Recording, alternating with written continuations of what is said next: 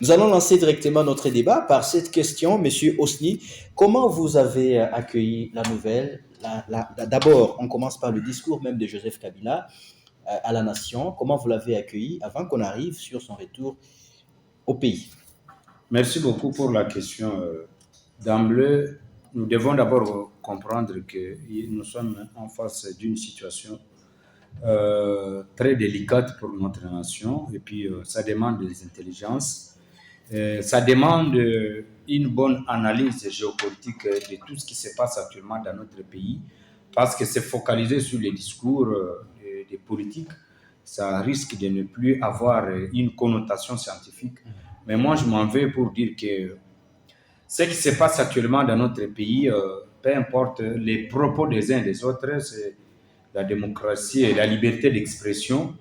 Et si je suis venu répondre à votre invitation, c'est pour donner une expertise sur le plan géopolitique. Tout à fait. Dans tout ça, l'intérêt, c'est quoi?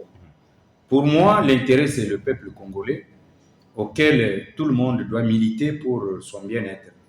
Mais la situation actuelle demande, comme je viens de le dire, une bonne lecture des enjeux géopolitiques pour éviter que la situation ne soit pas similaire avec celle du Congo-Brazza voisin que nous avons vu. Denis Sassou Nguesso, président du Congo-Brazza, après les élections, il a échoué.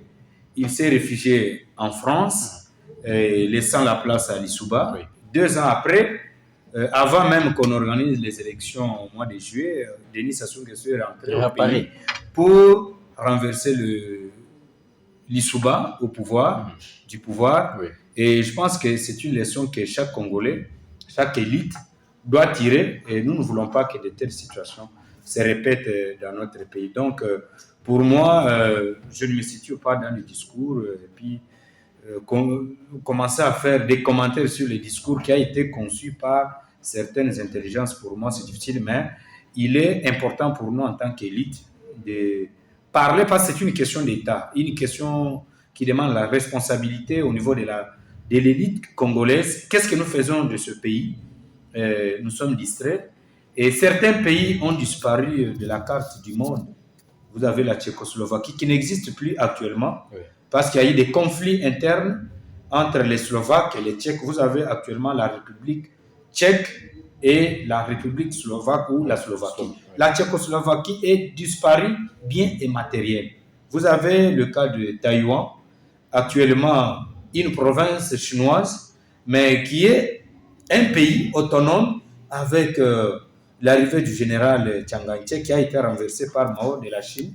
Il est allé s'installer pour s'autoproclamer et aujourd'hui la Chine a du mal à récupérer Taïwan. Donc il y a beaucoup de cas, il y a beaucoup de pays qui ont disparu. Ça demande maintenant l'intelligence du peuple congolais qui doit penser à l'avenir de son pays pour savoir nous allons où, qu'est-ce que nous voulons devenir demain. Mais un point très important qu'il faut comprendre que actuellement la nation est en train d'être enterrée au profit des politiques et au profit des tribus. C'est ce qui fragilise même la Somalie. Il y a eu le Somaliland et la Somalie. Pourquoi? Parce que maintenant les tribus commencent à prendre le dessus sur la nation. Or, la RDC est en train de subir cette fracture et n'oubliez pas que c'est une construction économique. Et seules les grandes puissances qui l'ont conçue, et ils sont à mesure encore de construire. Donc, ce qui se passe actuellement, pour nous, peuple congolais, nous devons avoir une vision claire qui nous impose la géopolitique de ce pays dans les conseils des nations. Très bien. Vous ne voulez pas parler des individus, on va rester dans les débats de fond. Est-ce que la RDC aujourd'hui a un rôle à jouer dans la sous-région de l'Afrique? Un grand rôle stratégique d'ailleurs. La raison pour laquelle vous voyez que